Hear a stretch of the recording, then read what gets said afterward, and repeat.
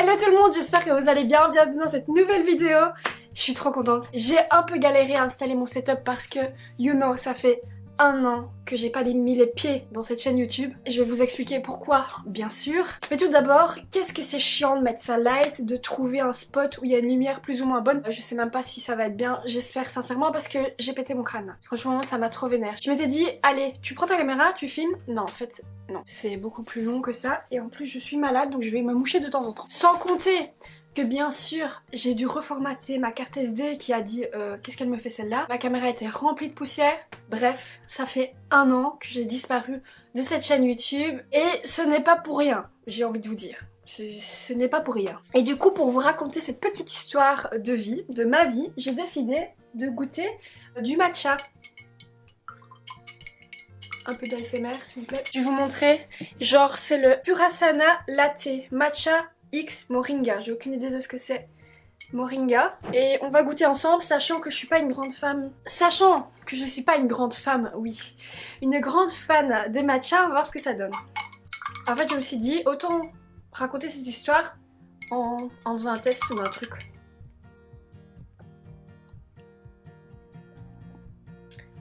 Ça a le goût d'herbe hein, quand même. En plus, j'ai mélangé genre du lait de soja avec du lait de riz, noisettes et amandes. Genre, c'est un goût bizarre.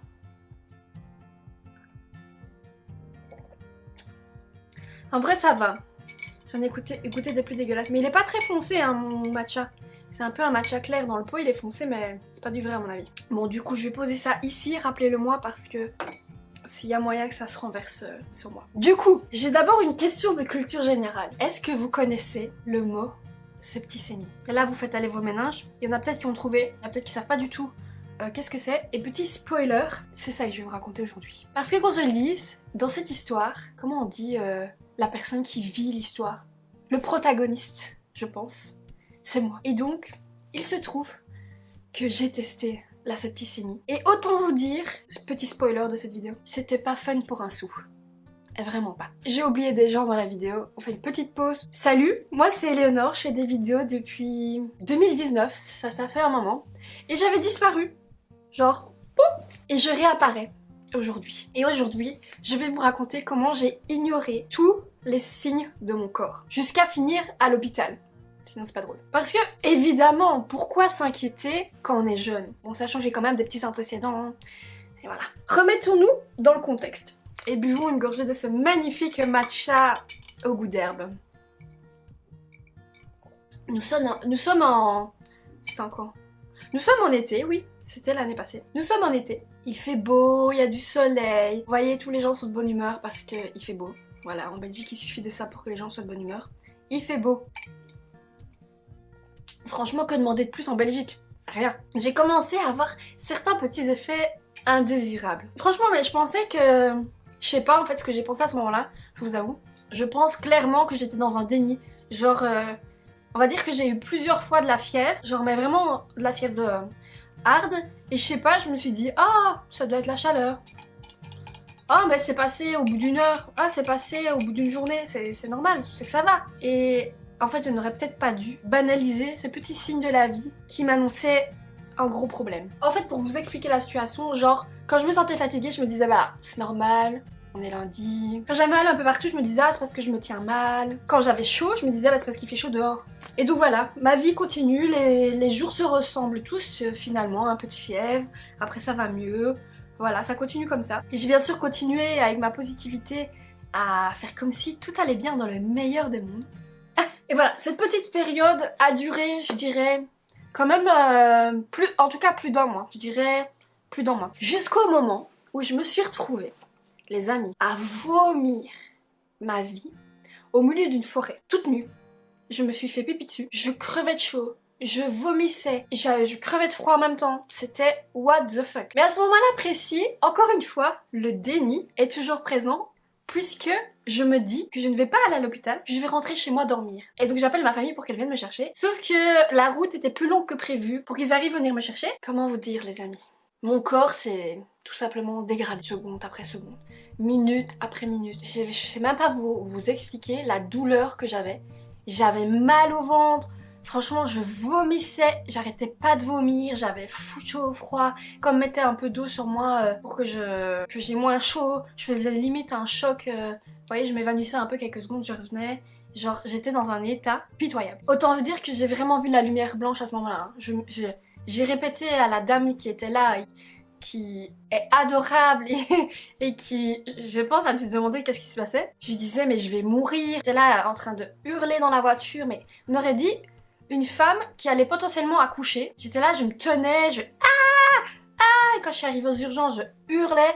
Enfin, c'était digne d'un film. Hein. Mais le truc qui a fait que j'ai aussi un peu douté, et genre j'aurais peut-être pas douté, c'est que les gens autour de moi disaient que c'était sûrement parce qu'il faisait chaud, c'était une journée où il faisait 35 degrés, donc j'avais eu un coup de chaud. Mais vraiment, ça m'est monté d'un coup, genre. D'un coup, j'étais assise, ça m'est monté, j'ai senti que ça allait pas, que je devais rentrer chez moi. Et vraiment, les phrases de « Ah, t'avais un coup de chaud, t'as eu un coup de chaud », c'est vraiment ce que j'aurais pu me dire. Mais là, j'y ai pas trop cru, vous voyez. Le déni s'est un peu estompé. J'appelle mes proches en mode venez me chercher, je me sens pas bien. Je me dis pas encore que je dois aller à l'hôpital, genre. J'avais appelé un médecin de garde, c'était le week-end, et il me dit il me faut d'aller à l'hôpital, mais je dis mais non, ça va aller, vous inquiétez pas. Et puis plus les minutes et les secondes passent, plus je me rends compte que c'est pas tellement mon côté drama queen qui est en jeu, mais que c'est vraiment mon corps qui crie de toutes ses forces, qui active tout ce qu'il peut, le vomi, la fièvre, tout, pour me dire Éléonore, je suis là, je te parle, écoute-moi, ça fait des mois que je te dis d'écouter ce qui se passe. Et quand j'ai commencé à faire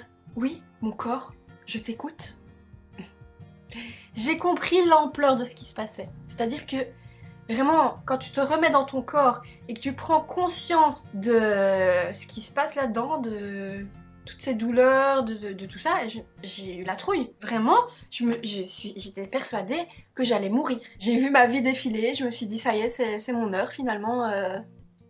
Que voulez-vous? C'était horrible. Franchement, what the fuck. Même encore maintenant, quand je vous raconte l'histoire, je suis impressionnée par ce que je dis. Et donc, la dame qui était avec moi, qui est un amour que j'adore, Isa, si tu passes par là, je t'adore. Elle me dit quand même que ce serait bien d'aller à l'hôpital. Mais moi j'étais pas trop pour, puisque je me disais bon, entre la salle bondée des urgences, un week-end où mon lit, le choix était vite fait. Mais là j'ai quand même, ça a un peu switché dans ma tête et je me suis dit bon, là je me suis dit soit t'y vas, soit tu meurs. Et ça fait un bon titre de thriller, mais c'est vraiment ça. Et donc quand je me suis convaincue enfin de me dire ok je vais à l'hôpital, mais sachant que mes proches n'étaient toujours pas là, mais sur le temps qu'ils arrivent, je me suis dit bon ok, je vais quand même y aller, c'est peut-être plus prudent, vous voyez. Genre la meuf elle se dit c'est peut-être plus prudent alors qu'elle est littéralement au bord de la mort. Et là c'est enchaîné un état de survie, je sais pas vous expliquer, où j'étais vraiment plus vraiment là mentalement, je vais dire. J'étais vraiment dans un truc de chaque fois que je voyais une voiture arriver dans l'allée, j'espérais vraiment que ce soit ma famille, et chaque fois que c'était pas eux, j'avais l'impression que c'était trop dur d'attendre, c'était trop dur. Oui, on aurait pu appeler une ambulance, mais ça c'est une autre histoire. On vient enfin me chercher. Là, je monte dans la voiture et je dis à Isa, je vais mourir. Elle me dit, mais non, ça va aller. Moi, je vais mourir. On décide d'aller à l'hôpital le plus proche, un hôpital dans lequel j'étais jamais allée, mais franchement, ils sont vraiment bien. Tout le trajet, je suis avec un sac poubelle, enfin un seau, je pense, un seau pour vomir, accroché à la barre de la voiture, comme ça, en train de hurler la mort, vraiment comme si j'allais accoucher, j'avais des douleurs, en fait c'est comme si la douleur elle te prenait les tripes et elle t'écrasait de l'intérieur, c'était affreux. Et donc j'arrive aux urgences sur une chaise roulante parce que je savais plus marcher, voilà j'arrive, je hurle la douleur, je hurle, la dame qui essaie de comprendre ce qui se passe et moi qui suis en train d'énumérer mes symptômes entre deux cris, douleur, fièvre, vomissement, tu vois, c'était horrible. Mais je vous avoue que dans cette histoire, j'ai eu beaucoup de chance parce que je pense que l'état dans lequel j'étais, ils se sont dit là, il y a un truc bizarre. Hein. Franchement, la meuf, il y a un truc bizarre. Et donc, j'ai été vraiment prise en charge super rapidement. Enfin, je suis arrivée. Pouf, je suis rentrée dans la salle, on a pris ma température. J'étais à 39 points quelque chose. Là, je me suis dit, quand même, je suis pas une drama queen à ce point. Il y a un petit problème dans l'histoire. J'étais tellement dans un truc... what the fuck, où il me demande si ça s'est déjà reproduit, et ben je dis oui, j'ai eu de la fièvre, par-ci par-là. Mais je leur dis, mais vous inquiétez pas, ça finit toujours par passer. Hein. La meuf dans le déni. La meuf dans le déni. Quand on arrive, il est 19h30, 20h, et je reste aux urgences en observation jusqu'au lendemain 14h. Faut savoir que durant ce laps de temps, je n'avais toujours pas arrêté de vomir. Sinon c'est pas drôle. Bien sûr on m'a donné tous les antidouleurs qui existaient, donc on me donnait un antidouleur et puis je devais sonner. Et si je vomissais après c'est que ça avait pas marché quoi, un antidouleur, anti-vomissement machin. Mais moi je leur dis, mais mettez-moi une sonde dans le nez, que ça vide mon estomac, il y a un truc quoi, vous voyez. Ils voulaient pas parce que c'est trop invasif et tout. Moi je voulais de l'invasif, je voulais que ça s'arrête cette histoire de vomissement, j'en pouvais plus. Et mon corps il était tellement faible que même vomir ça me demandait une force inouïe, j'avais juste envie que ça s'arrête. Donc finalement on m'a donné de la morphine et là je peux vous dire que je n'ai plus mal au ventre, je n'ai plus vomi, j'étais pépère, j'avais enfin du répit. C'était... Après autant d'heures, je vous jure, t'es contente de te dire putain, ça s'arrête. J'ai du répit, je peux respirer, je peux me mettre...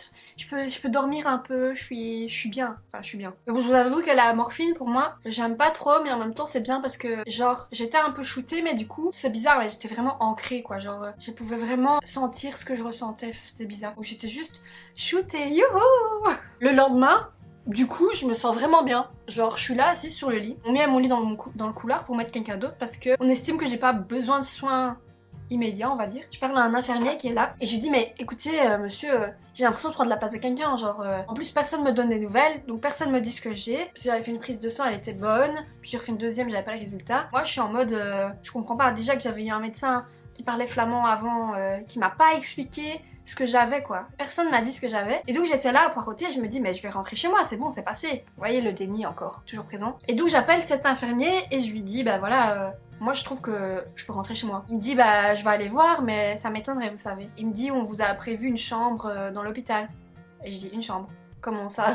Genre moi je rentre chez moi en fait, tout est réglé. Ma doctoresse donc vient me voir. Donc elle vient me voir et elle me dit écoutez madame, je pense que vous ne comprenez pas la situation. Ben non je comprends pas la situation, quelle situation? Donc elle me dit qu'ils ont mis mon sang en culture, donc je sais pas trop ce que ça veut dire. Mais en gros ça prend des jours à pousser des petits champignons dedans. Et moi dans les minutes qui suivaient ça a germé quoi. Donc elle me dit vous avez une bactérie qui se promène dans votre sang et qui colonise tout votre corps et c'est dangereux, très dangereux au point que je ne peux pas vous laisser sortir de l'hôpital. D'une part j'étais rassurée qu'on avait trouvé le pourquoi du comment, d'autre part j'étais moins rassurée de savoir qu'il y avait quelque chose qui se promenait à l'intérieur de moi et qu'on ne savait pas ce que c'était, puisqu'il fallait identifier la bactérie pour pouvoir me donner le bon médicament et ça a pris aussi quelques jours où vraiment j'étais pas au top de ma forme. Au moment où on m'a dit que j'avais une septicémie, on m'a dit ce mot, je me suis dit c'est pas le nom d'un film d'horreur ça, genre je connaissais pas ce mot, je sais pas d'où ça sortait. Mais spoiler, c'est pas le nom d'un film d'horreur, mais c'est aussi flippant, ça je peux vous le dire. Mais pour ceux qui comprennent pas encore ce que c'est la septicémie, après tout ce package, je vous explique. La septicémie,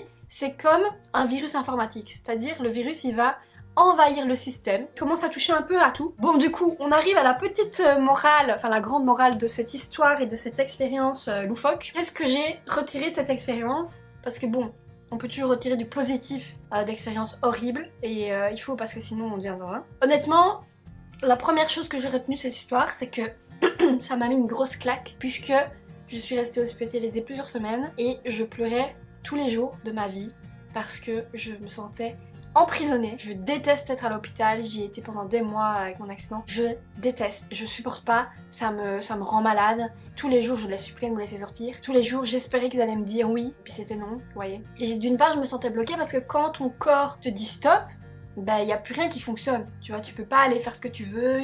Non, t'es là, t'es obligé d'être patient et j'ai zéro patience. Et ça me rendait dingue en fait, ça me rendait zinzin. En plus ma voisine de chambre, elle, franchement... Voilà, vous avez compris. J'espère qu'elle verra pas cette vidéo. Sinon, c'est pas de toi que je parle, hein, tu sais. Elle ronflait de dingue. Même l'infirmière est venue me voir la nuit une fois. Elle m'a dit tu veux des boules qui est Franchement, je l'entends depuis le couloir. C'était hard, je devenais folle. J'avais des boules qui est plus un casque avec de la musique, je l'entendais. Et ce que j'aime pas du tout non plus dans l'hôpital, c'est un rythme chronophage. C'est-à-dire que, allez, 6 heures, non, 5 heures prise de sang. 7 heures petit déjeuner. Puis après, t'as rien. Ah si, le médecin vient parfois te voir. Après, 11h, le dîner, puis t'as rien. Puis 17h, le souper, et puis ça recommence. Et c'est toujours la même chose, et moi ça me rend malade. Je pense que je peux plus aller à l'hôpital, genre, j'aime pas du tout. Il y a des gens, ça les dérange pas. Moi, ça me dégoûte. Voilà. Un truc que j'ai aussi remarqué, c'est qu'on a tendance à pas écouter notre corps. Genre, moi j'écoute plus ma Spotify que mon corps. Vous voyez, c'est un problème. Pour ceux qui le savent pas, j'ai eu un accident assez grave de voiture il y a quelques années. Et je pensais que j'étais rodée vraiment à écouter les symptômes de mon corps, à l'écouter, à l'honorer. C'est un temple, c'est mon temple. Vous voyez le truc? Écouter les signes de la vie, ne jamais forcer, tout ce blabla. Mais je vous avoue que même en ayant conscience de tout ça, la vie, le rythme effréné de notre vie, de notre société, fait que parfois t'as même pas le temps d'écouter. T'es là en train de régler des problèmes administratifs, machin. Puis on te fait croire que tu dois être performant, machin. Et donc ta santé, parfois tu l'écoutes pas ou tu crois savoir. Mais franchement, je savais pas du tout là. Et donc petit conseil à vous qui me regardez. Si t'as un truc bizarre qui se passe dans ton corps, ne fais pas comme moi. Va directement chez un docteur et arrête de regarder ta série Netflix, c'est pas elle qui va te guérir. Morale de l'histoire, ton corps, mon corps, c'est mon ami, c'est ma voiture, c'est ma famille. Et comme ta famille et tes potes, il faut savoir les écouter, même quand ils sont relous. Sinon, on finit par les perdre. En fait, ce qui est dingue, c'est que notre corps, c'est notre meilleur allié. Genre, s'il est pas là, y a rien. Genre notre corps c'est notre moyen d'expression, c'est notre moyen de vivre, c'est notre moyen de serrer les gens qu'on aime, c'est incroyable, mais on vit tellement dans un monde où on est tellement en train de scroller et de regarder la vie des gens, de regarder ce qu'ils font, et on pense surtout que ça va arriver qu'aux autres. Et c'est dommage parce que notre corps c'est notre vie et on devrait plus regarder notre corps à nous, s'occuper de notre santé à nous que de regarder ce qui se passe chez le voisin. Avec cette expérience, j'ai aussi décidé d'arrêter de minimiser ce que je ressens. Avant j'avais tendance à me dire ah bah c'est pas grave, ça passera, nanani, nanana. Et on se dit tous que ça va passer et que c'est rien. Mais parfois ce petit rien, ça peut être quelque chose de grave. Alors si, à travers cette vidéo, je peux empêcher des gens de finir à l'hôpital, et ben cette vidéo en valait la peine. Je pense que j'ai mis du temps à l'écrire, j'ai mis du temps à la filmer, parce qu'il fallait déjà que je me remette de cette histoire, parce que vous vous doutez bien qu'une septicémie qui envahit tout ton corps, c'est pas facile. Il faut des mois pour pouvoir se remettre sur pied, ne plus être fatigué, ne plus être essoufflé, ne plus être au bout de sa vie en fait. Et il a fallu le temps que je digère mentalement aussi cette épreuve qui m'a un peu secoué le coco on va dire. Mais je suis contente de faire cette vidéo aujourd'hui, j'espère qu'elle vous plaira sincèrement, parce que limite je savais plus comment on faisait une vidéo YouTube. Ça me fait bizarre de revenir et j'espère que vous serez aussi contents que moi de me revoir ici. Et je terminerai par vous donner 3 conseils très utiles que j'aurais dû suivre et que je n'ai pas suivi à ce moment-là. De 1, écouter son corps, très important. 2, consulter un médecin si quelque chose est bizarre. 3, je crois que c'est le plus important des 3, parce que si vous écoutez pas ça, ça va pas. Mais de vous écouter, d'écouter la petite voix intérieure qui est en vous. Elle sait, elle sait. Si quelque chose est bizarre, elle le sait. Faites-vous confiance, il n'y a que vous qui pouvez savoir si vous allez bien ou pas. Parce que la douleur c'est quelque chose qui ne se quantifie pas, on peut pas évaluer la douleur. Enfin si, il te demande de 1 à 10, tu as mal à combien, mais la douleur c'est tellement personnel et une personne ne va pas réagir de la même façon. Il y a des gens qui vont avoir une plaie ouverte, qui vont rien sentir, il y a des gens qui vont être affolés. Enfin, la douleur c'est tellement propre à chacun que personne ne peut savoir à quel point vous avez mal, à quel point vous vous sentez pas bien. C'est à vous d'arriver à l'exprimer et d'insister, de dire bah moi là ça va pas, là j'ai mal, c'est pas parce que ça se voit pas que j'ai pas mal. Promis, la prochaine vidéo sera moins dramatique, du moins je l'espère. Ah j'ai pas bu mon matcha du coup. Mais du coup si vous avez des idées de vidéos, si vous avez des questions, je pourrais faire une FAQ, si vous avez des questions sur ma vie, sur qu'est-ce que je fais dans la vie depuis, sur comment je me suis remis de ce truc, bah dites-moi. Franchement j'adore faire des vidéos de répondre aux questions, des vidéos drôles. Franchement là je vais reprendre, je sais pas encore vraiment vers où je vais. Ça je sais jamais en fait, Eleanor je sais jamais. Mais ça me fait grave plaisir en tout cas. Sachez que je fais quand même des choses dans ma vie. J'ai fait un challenge pour avoir mon grand écart, ça fait 50 jours, mais bon c'est publié en décalé sur les shorts. Sur ma chaîne YouTube vous pouvez aller voir les shorts, c'est très amusant, c'est très drôle. D'ailleurs ça me fait très bizarre parce que c'est la première fois en un an que je refais une vidéo qui va être très longue. Voilà, je sais plus du tout comment je faisais mon outro, mais j'ai envie de vous dire, je vous souhaite le meilleur, prenez soin de vous et je vous fais des gros bisous. Bisous!